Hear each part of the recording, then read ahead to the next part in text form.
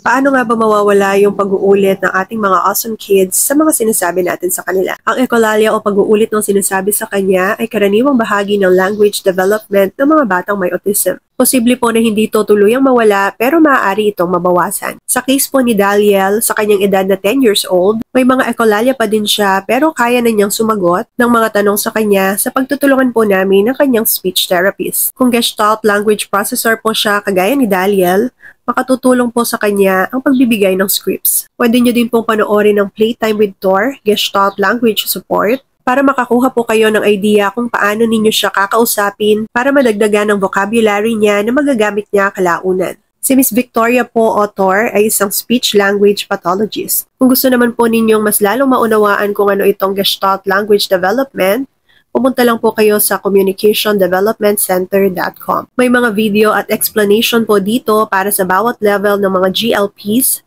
at tips kung paano ninyo siya matutulungan.